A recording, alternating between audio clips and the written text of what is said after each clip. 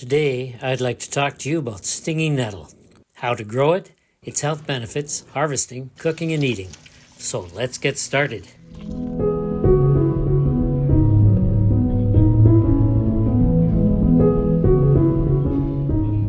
First, let's talk about harvesting and the health benefits. Then we'll talk about planting, and then we'll talk about cooking and eating. It's late April, and this is the height of the harvest season for stinging nettle, Urtica dioica. When harvesting, it's important to have gloves so you don't get stung by the tiny little needles on the stems and leaves. But don't worry, drying or cooking it, even very lightly, will eliminate the stinging properties completely. But before we get into the cooking, I'd like to tell you about stinging nettle's health benefits, and it has many. My go-to source for the last 35 years for a lot of this information has been the Peterson Field Guides. I have two, one for medicinal plants and one for edible wild plants. There are many reputable guides out there, and these are two of them. According to the medicinal and edible wild plant guides, stinging nettle is very high in iron, protein, and vitamins A and C. It's a diuretic, it's excellent for anemia, and it's antibacterial. People with arthritis will intentionally touch stinging nettle to their joints to alleviate arthritic pain. I, for one, have been stung multiple times by stinging nettle, and I would readily let myself be stung by it if it meant relief from chronic pain. These are just a few of its many health benefits. It's best to eat when it's young. That's why April and May are an excellent harvest period. You can eat the young leaves and stems, dried or cooked, all by itself, in soups, in stews, or in tea. I've even eaten dried stinging nettle as a healthy snack. Whatever nettle we don't use for supper, I'll let it sit on the counter on a cutting board, and in a day or two it's dry and ready to eat. It's chewy when dry and very satisfying. Now, before I show you how we safely process our stinging nettle and prepare it to eat to maximize its flavor and health benefits, let's talk about how you plant it and grow it first. Planting stinging nettle. It's very simple. You can buy a seed packet, throw the seeds anywhere in early spring and forget about them, and soon enough you'll have stinging nettle that you can't even get rid of. So be careful where you plant it. Or if you know someone who has some stinging nettle, then you can ask them for a piece of root, and then all you need to do is take a piece of root. You don't even need the leaves, just a piece of root. Make a little hole, throw it in the hole, and you're done.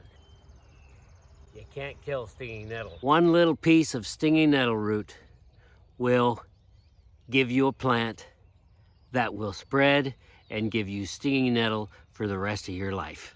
You see all these little, new roots are gonna grow out of there. Here's today's harvest in a bucket. I always put water in the bottom of the bucket just to keep it fresh. But the first thing we do is we put it into a bowl of cold water to sit on the counter while it waits for us to prepare it for cooking. The colors and textures are very vibrant and healthy looking, and the stinging nettle sits on the counter quite well and doesn't wilt at all readily. Here's a bunch of the rest of the harvest from today. Onions and sorrel and lots of dandelions and a few other things. First thing to do, we rinse it thoroughly. Make sure there aren't any bugs on there. Don't feel like eating those for supper. Just beautiful. Next, we put it into a pot, get it ready for cooking, boil some water, and then we pour the boiled water over the stinging nettle and just barely cover it.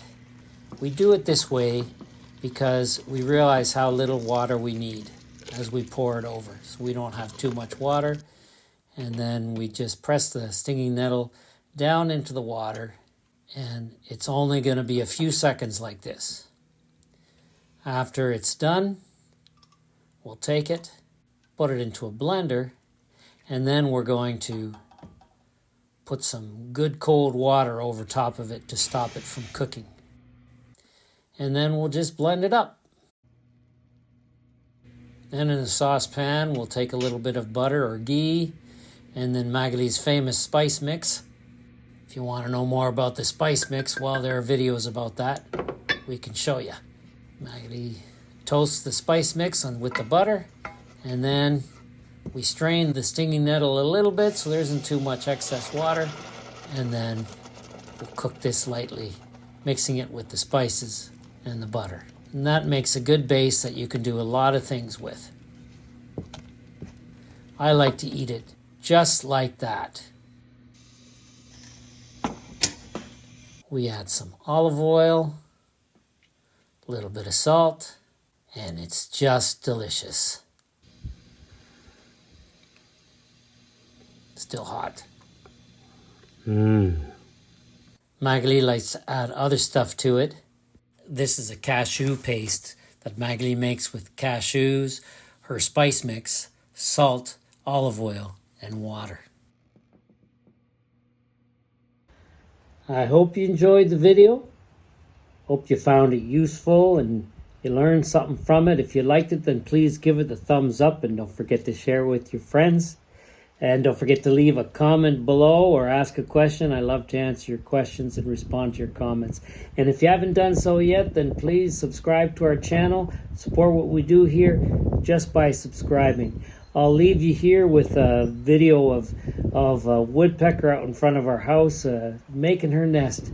Often when we cut down dead trees, we like to leave really big tall stumps because lots of different wildlife use those stumps. And here's one example with the woodpecker.